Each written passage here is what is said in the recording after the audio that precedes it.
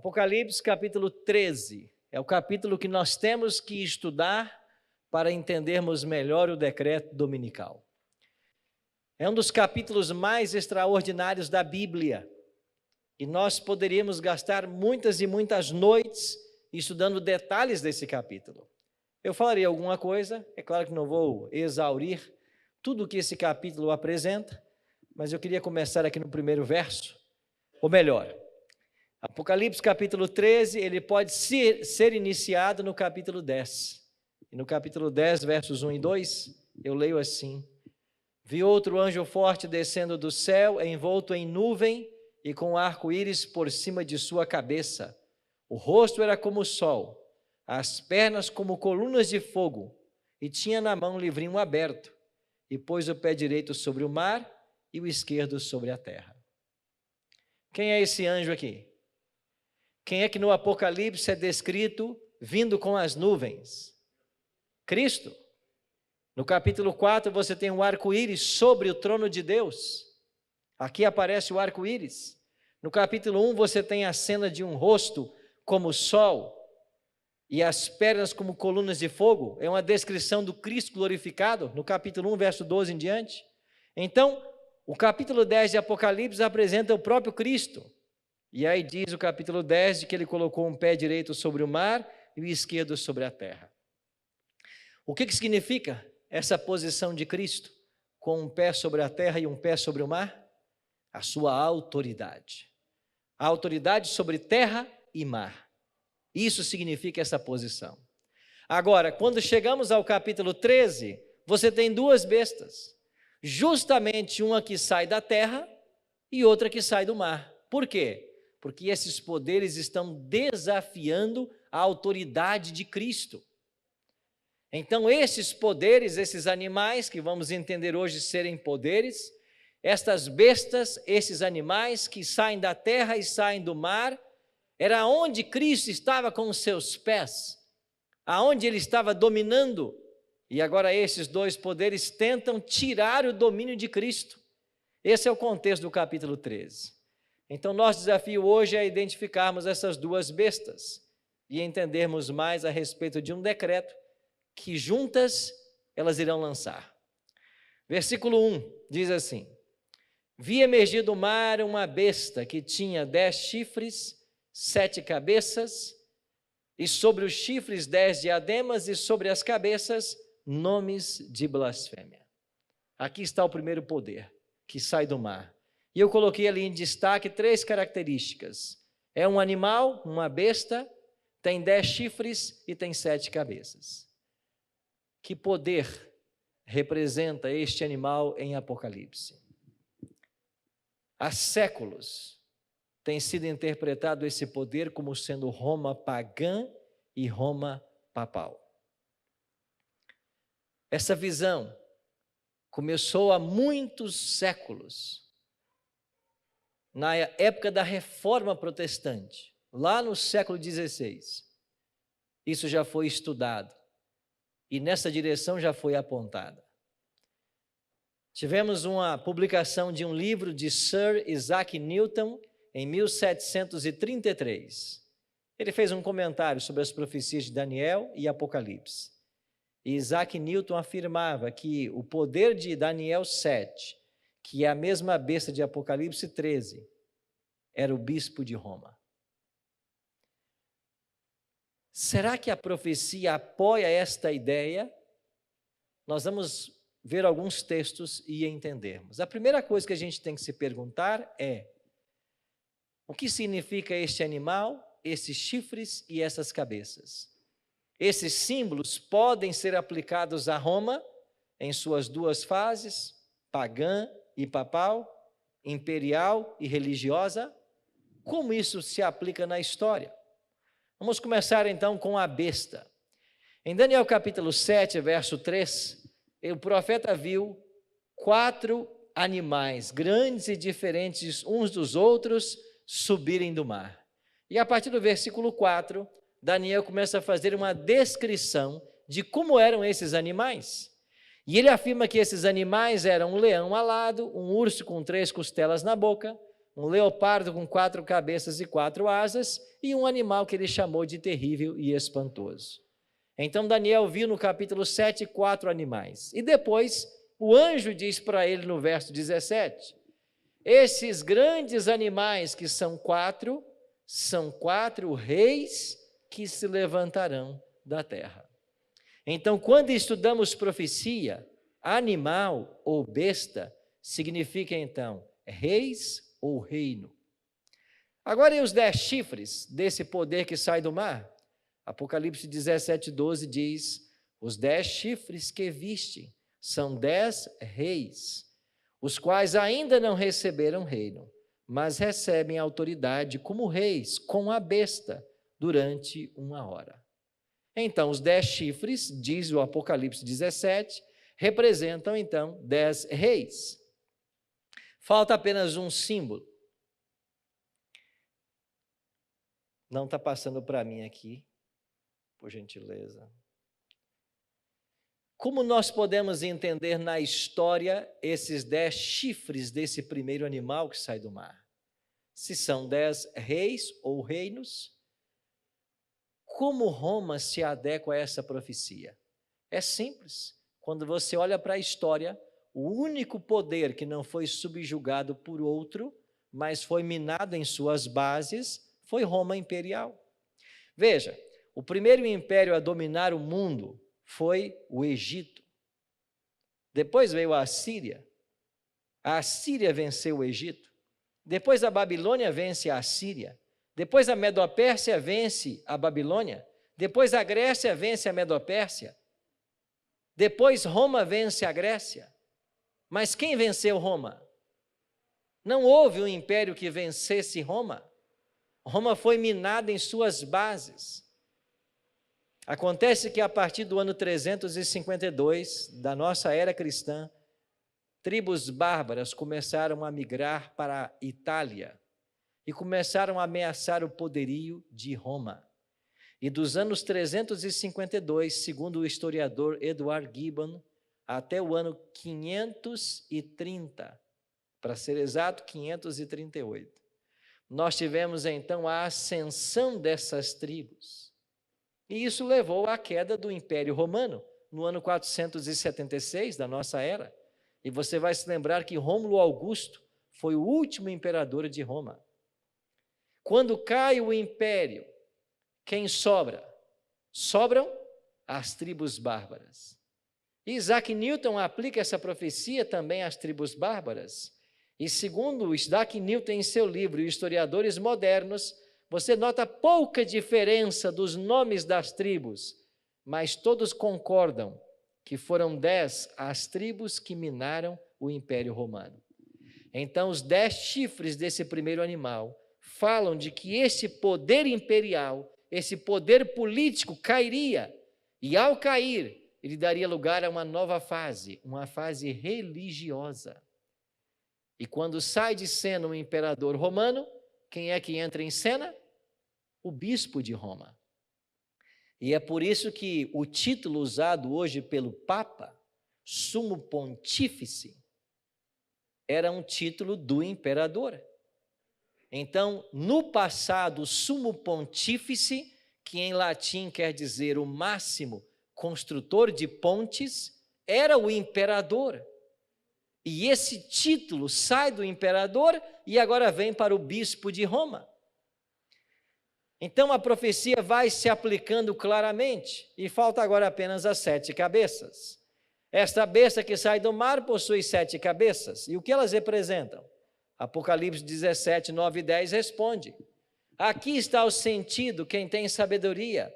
As 7 cabeças são 7 montes, nos quais a mulher está assentada. São também 7 reis, dos quais 5 caíram, um existe e o outro ainda não chegou. E quando chegar, tem que durar pouco tempo.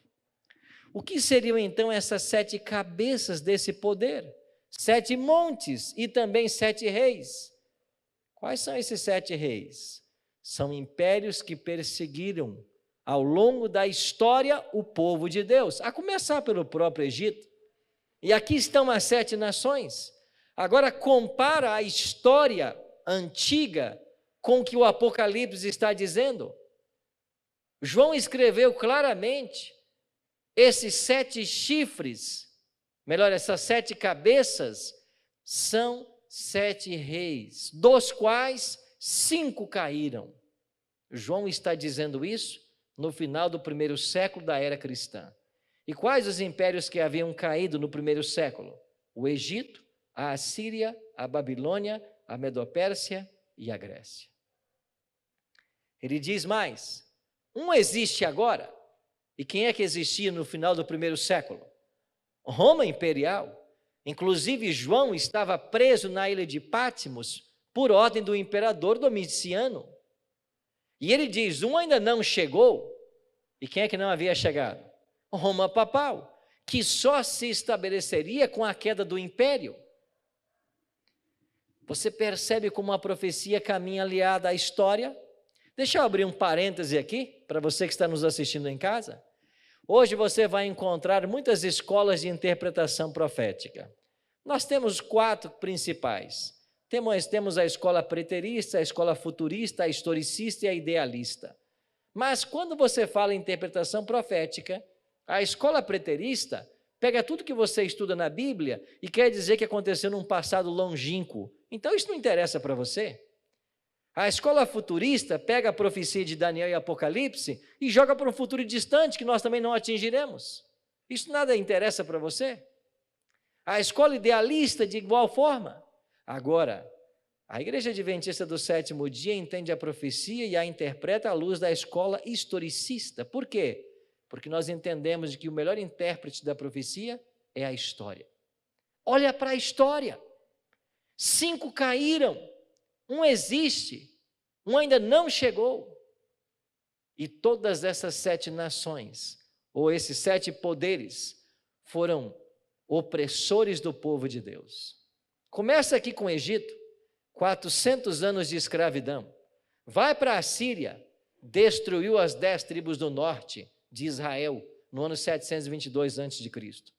Vai para a Babilônia, escravizou por 70 anos as 2 tribos que sobraram.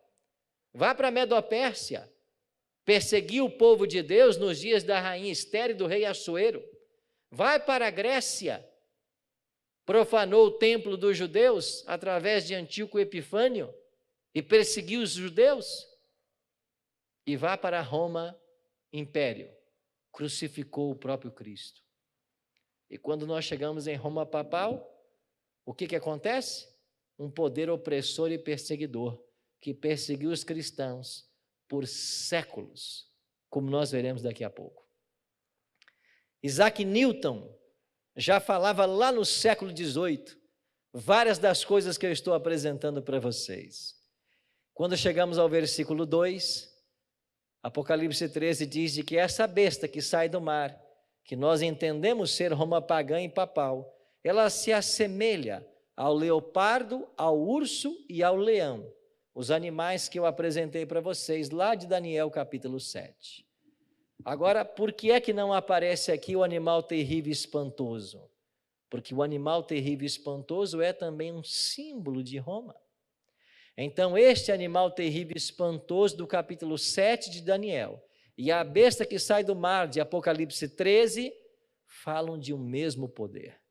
Agora, por que é que esse 4º animal e por que essa besta que sai do mar tem semelhança com o leão, com o urso e com o leopardo? Na profecia de Daniel, o leão simboliza a Babilônia, e de Babilônia, Roma copiou o orgulho e a altivez.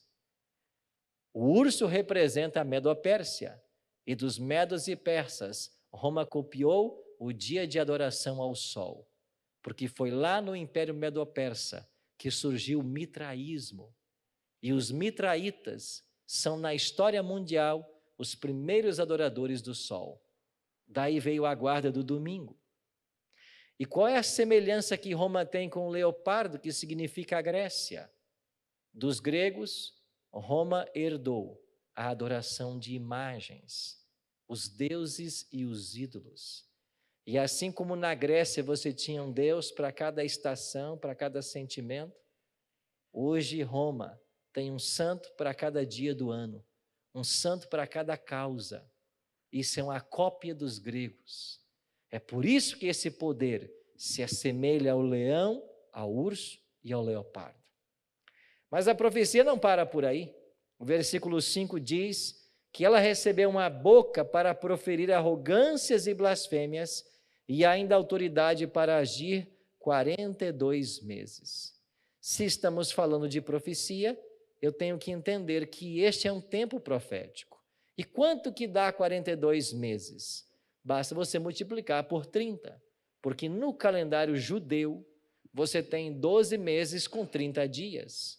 O ano possuía 360 dias.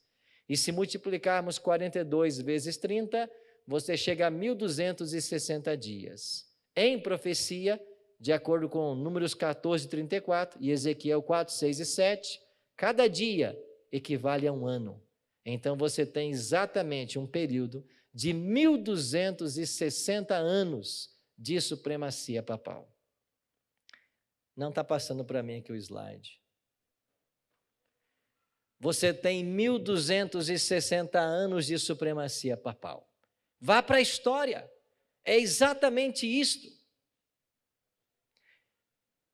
Em 1798, a história diz que no dia 15 de fevereiro daquele ano, os generais Berthier e Servani aprisionaram o Papa Pio VI por ordem de Napoleão Bonaparte.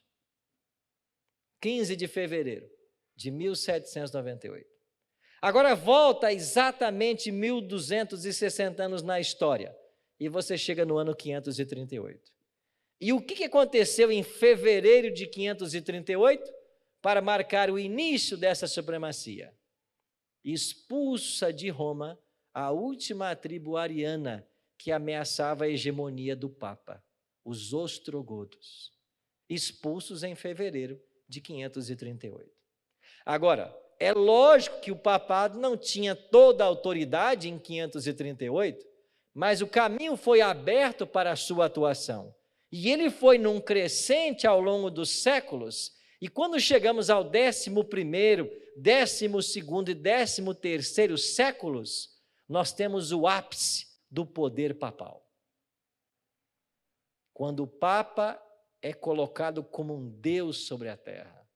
Quando nesse mesmo período se estabelece o pior dos estratagemas de Satanás, a Santa Inquisição. E como resultado da Santa Inquisição, milhares e milhares de pessoas foram mortas. Se um dia você for à Alemanha, visite ali Constança. E você tem ali exatamente um local onde foram queimados, no intervalo de um ano, John Hus e Jerônimo de Praga. Milhares foram mortos. Estude a história dos valdenses, do Piemont e do Vale do Agrongona. Eu estive visitando a casa dos valdenses, norte da Itália, sul da França. Um povo pacífico, que cultivava cada pedacinho de terra que tinha para tirar o sustento. As hordas de Roma chegavam ali, a mando do papado, e ceifavam a vida de todos quantos podiam. Por quê? Porque os valdenses amavam a Bíblia e não se submetiam ao bispo de Roma. Volte um pouquinho mais, ou melhor, avance um pouquinho mais na história, e nós chegamos ao século XVI, no grande movimento da Reforma Protestante, e aí você tem um monge agostiniano que abalou os alicerces de Roma, Martinho Lutero. Lutero começou a estudar a Bíblia, que encontrou acorrentada dentro de um mosteiro. E quando ele descobriu as verdades que a Bíblia ensinava, ele confrontou fortemente com a igreja, especialmente a igreja quando vendia salvação, as indulgências. E no dia 31 de outubro de 1517, Lutero vai lá para a porta do castelo de Wittenberg e prega aquilo que nós chamamos as 95 teses contra a venda de indulgências. E este foi o marco inicial de um grande movimento. E sabe o que fez Roma com Lutero? Primeiro, o excomungou e depois o perseguiu. E se você for para os anais da história e estudar lá o concílio ou a dieta de Worms, você vai descobrir que ele foi convocado ali para dar justificativa pelo que ele estava ensinando contra a igreja. E os amigos de Lutero até disseram: Lutero, não vá, eles vão matar você. E sabe qual foi a resposta do reformador? Ainda que daqui para Worms tenha tantos demônios nas estradas quanto telhas nas casas, lá eu estarei e ficarei de pé pela verdade. E ele foi. Ele ficou de pé pela verdade. E ele só não foi morto, porque Frederico, o sábio da Saxônia, que gostava de Lutero e entendia que ele estava com a verdade, mandou que Lutero fosse sequestrado. E esse Frederico Sábio era um homem que eu aprendi a admirar. E sabe o que disse Frederico Sábio para os seus soldados? Sequestrem Lutero e o escondam num local onde eu não saiba, porque se me prenderem, se descobrirem e me torturarem, eu não poderei entregá-lo. E sabe para onde levaram Lutero? Para o castelo de Wartburg, no alto de uma colina. Eu fui visitar esse castelo. E sabe o que tem lá no alto desse castelo até os dias atuais? A sala onde ficou hospedado Lutero, que assumiu o pseudônimo de Seu Jorge. E naquela sala, enquanto os inimigos da reforma achavam que Lutero estava morto, Lutero estava traduzindo o Novo Testamento da língua latina para o alemão. E em 10 meses, ele traduziu o Novo Testamento. E lá, naquele mesmo quarto onde Lutero se hospedou, você vai encontrar, segundo os guias turísticos dali, uma mancha na parede do quarto. E segundo a história conta, foi porque enquanto ele traduzia a Bíblia, o diabo apareceu para ele, para atrapalhar o trabalho. E ele pegou o tinteiro que ele usava e arremessou contra o diabo. E lá na parede estão as marcas do tinteiro. E o Novo Testamento chegou na Alemanha, na língua do povo. Isso foi um salto para a reforma. Mas eles tentaram matá-lo. Deus protegeu a vida desse homem. Finalmente Lutero se casou. E teve 6 filhos. E morreu lá em Wittenberg como professor da universidade. Catharine van Bora foi a amada de Lutero. Deus preservando a vida dos seus fiéis. Mas muitos morreram. Muitos pagaram com sangue o preço da sua fidelidade. Em Apocalipse 13:3, continua a profecia. Eu vi uma de suas cabeças como golpeada de morte, mas a ferida mortal foi o quê? Curada. Então veja, este poder sofreria uma ferida mortal que seria curada. Quando se cumpre a profecia da ferida mortal? É muito simples, na prisão do Pio VI. Então, quando o Papa Pio VI é preso em 1798, ali está a ferida mortal. Mas escute, e você que está nos assistindo em casa, pela internet, a profecia diz que essa ferida seria curada. Lá em 15 de fevereiro de 1798, o Papa foi preso, perdeu todo o seu poder e sua autoridade. Só que a profecia dizia que ele voltaria no cenário, e a terra inteira se maravilharia seguindo esse poder. Como nós podemos entender isso? Como isso seria curado? Apocalipse 13:8 diz que quando a ferida for curada, adorá-la-ão todos os que habitam sobre a terra, aqueles cujos nomes não foram escritos no livro da vida do Cordeiro, que foi morto desde a fundação do mundo. Então a autoridade, o poder, a hegemonia que esse poder teve na Idade Média, voltará, segundo as profecias do Apocalipse. Mas como isso será possível? Basta você olhar para a história. E ao longo da história dos papas, nós vemos sempre uma briga pelo poder e pela supremacia. E isso está acontecendo e nós estamos testemunhando o que está acontecendo na história, da autoridade desse poder. Eu não sei se você tem conhecimento desse material, que já tem traduzido para o português, mas esta obra, O Papa e o Concílio, é uma obra que você poderia se interessar por ela. Ela foi traduzida do alemão para o português pelo baiano Rui Barbosa. Um alemão que usou o pseudônimo de Janus, escreveu a respeito da autoridade dos papas e das suas prerrogativas, ou pelo menos do que eles abrogavam na Idade Média, e eles se consideravam verdadeiros deuses. E Rui Barbosa traduziu essa obra para o português, e ela ensina claramente de que os papas se consideravam deuses, e que todos deveriam adorá-los. Ele documenta nessa obra. E Rui Barbosa prepara uma introdução, que é o volume 1, só que a introdução de Rui ficou mais grossa que a própria obra. Então, o volume 1 é a introdução de Rui Barbosa, e o volume 2 é a obra em si. Eu motivo você a conhecer mais desses documentos.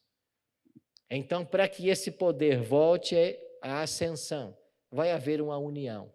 De quem? Da segunda besta com a primeira. Mas quem é essa besta que sai da terra? Nós interpretamos esse poder como sendo os Estados Unidos da América do Norte. Vamos ver se a profecia nos ajuda com isso? Apocalipse 13, 11. Vi ainda outra besta emergir da terra. Possuía 2 chifres, parecendo cordeiro, mas falava como dragão. A primeira indicação que nós temos na profecia é que ela possuía 2 chifres. Lembre-se, os Estados Unidos, a maior nação protestante do mundo, surgiu em 2 pilares, ou surgiu fundamentada em 2 pilares: liberdade civil e liberdade religiosa, separação da igreja e do Estado.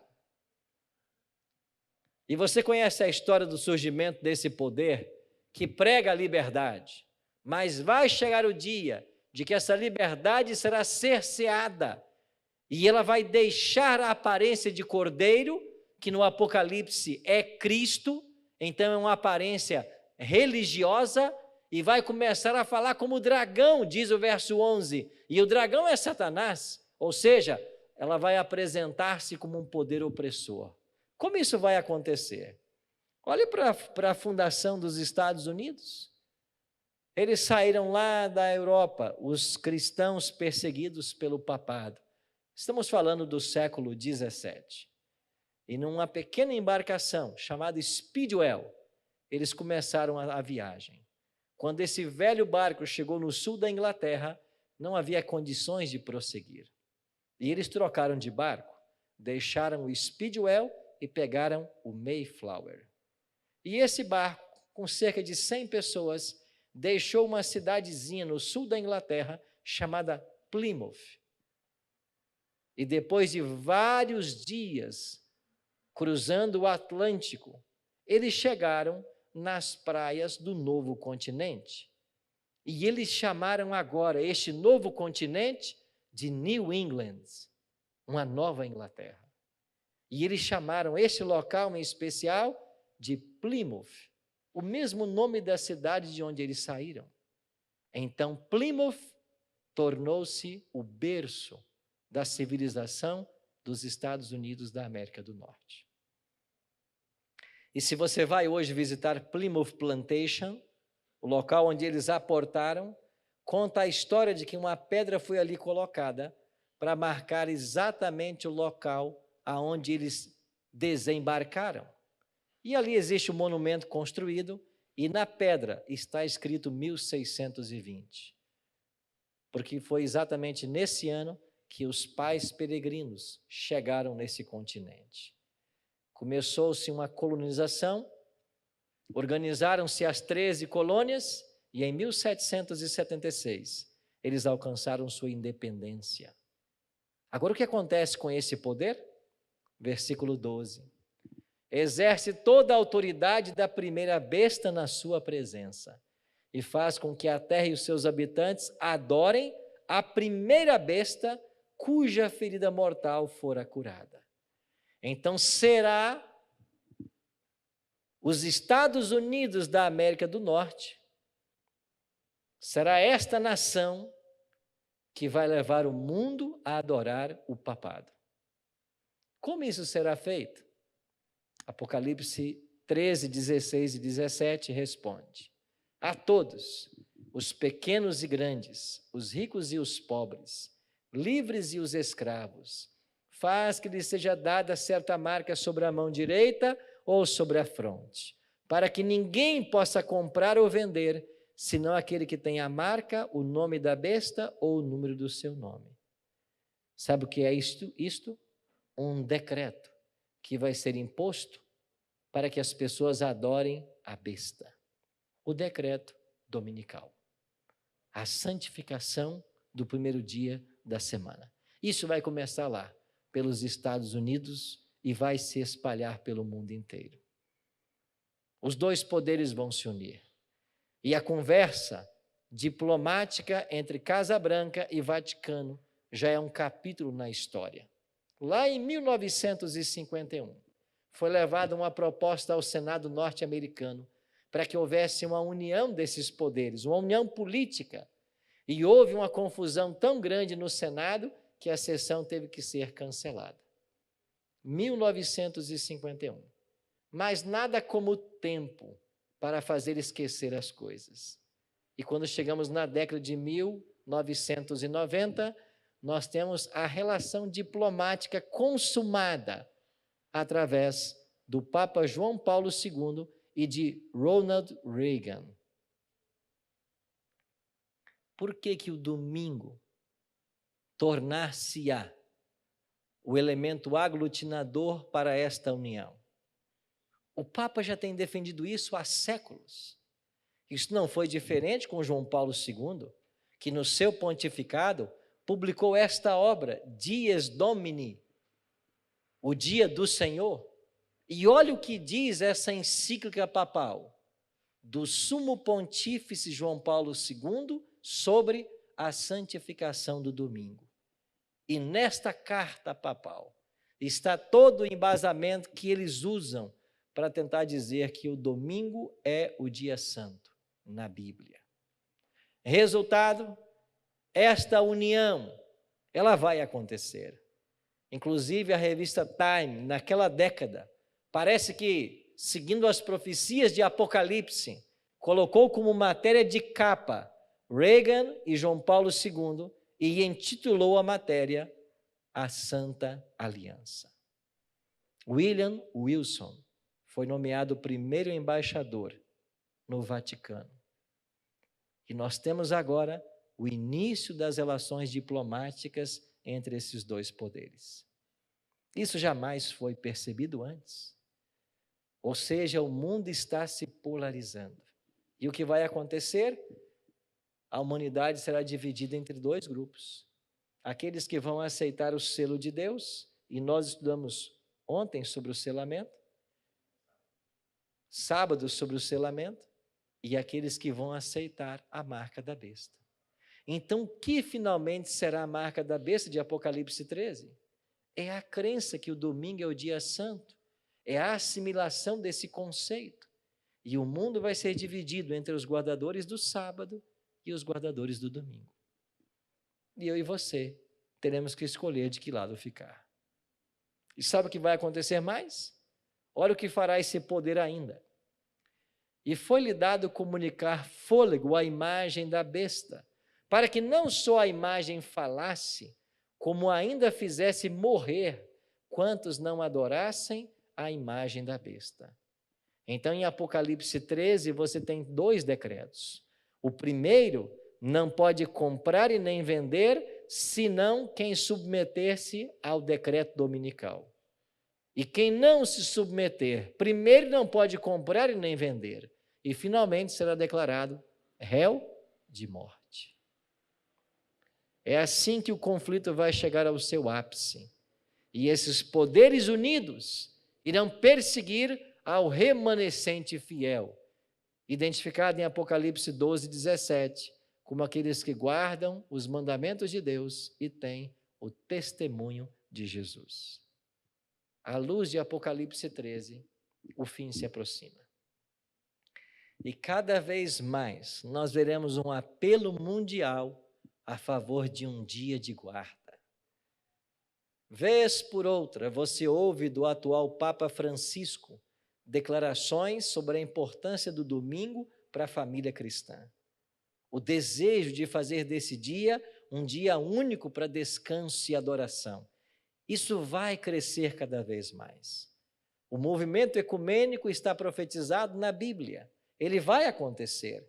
E serão dois os elementos aglutinadores: a crença que o domingo é o dia santo e a crença que a alma é imortal. Essas duas pseudo-doutrinas levarão o cristianismo a uma união. E quando isso acontecer, uma homenagem será prestada ao originador do domingo, o poder papal.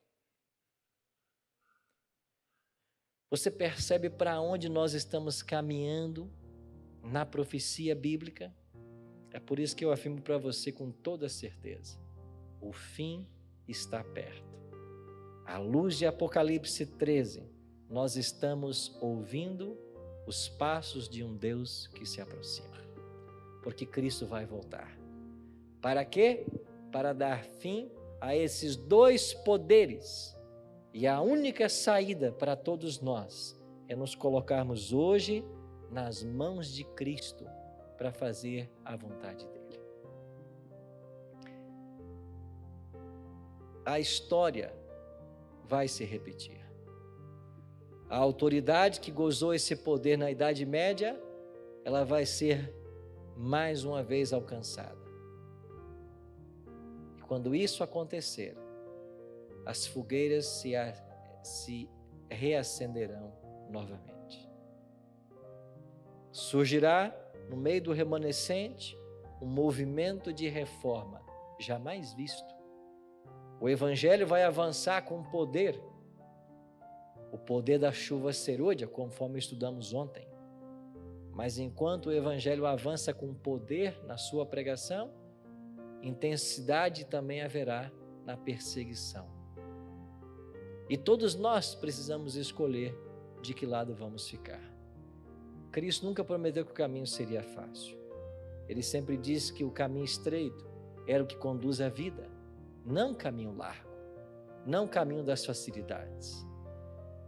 Pode ser que muita coisa que eu estou apresentando hoje seja nova para você, mas eu queria que você agisse como os bereanos, lá do livro de Atos, que ao receberem a palavra, eles foram examinar com toda a avidez para saber se de fato as coisas eram assim.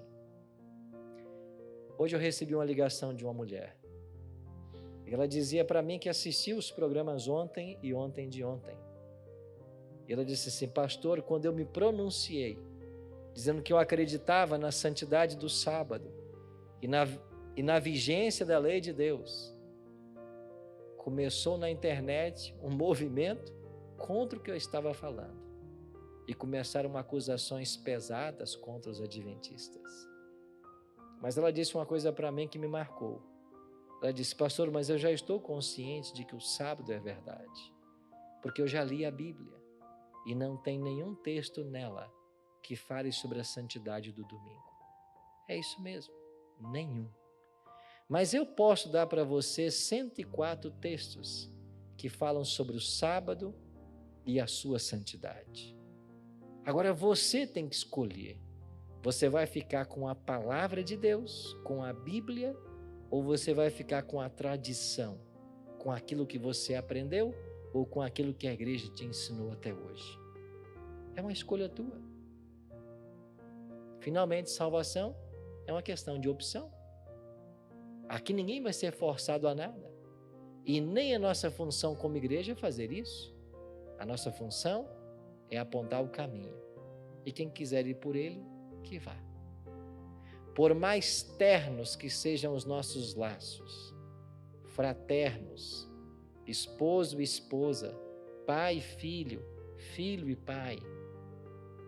Salvação é uma questão individual. Ninguém salva ninguém. Cada um que tem que buscar fazer a sua parte. Tem que buscar ter a sua experiência com Cristo. Porque salvação finalmente é individual. E nesse tempo do fim, muitos conscientes dessa verdade vão se posicionar ao lado de Jesus. Muitas decisões serão tomadas e milagres serão feitos. Eu e você precisamos fazer parte disso.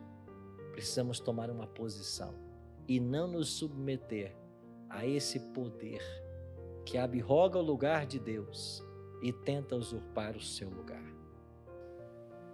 Em que momento nós estamos no cenário profético? Apocalipse 13 aponta que nós estamos a passos largos. E eu fico imaginando o dia em que nós vamos acessar a internet ou ligar os televisores e ouviremos dos noticiários uma notícia que tornar-se-á tão mundial quanto a Covid-19. E que notícia será esta?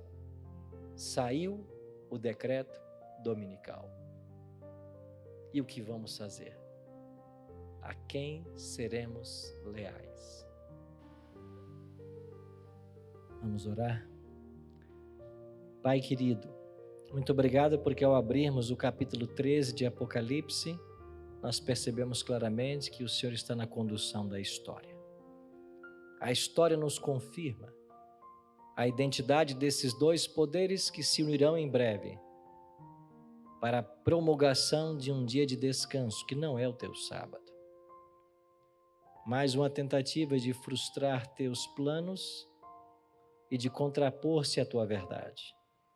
Sabedores desses acontecimentos, nos ajuda hoje a fazer o devido preparo, abrindo nosso coração para que o Senhor possa nele morar e recebendo o teu Espírito para sermos fortalecidos em todos os momentos, no nosso preparo para a vida eterna. Abençoe todos os queridos que estão aqui conosco e os que nos assistem pela internet. Que o teu Espírito trabalhe em cada coração e que em breve nós vejamos lindas decisões para o teu reino. É a nossa oração. Em nome de Jesus. Amém.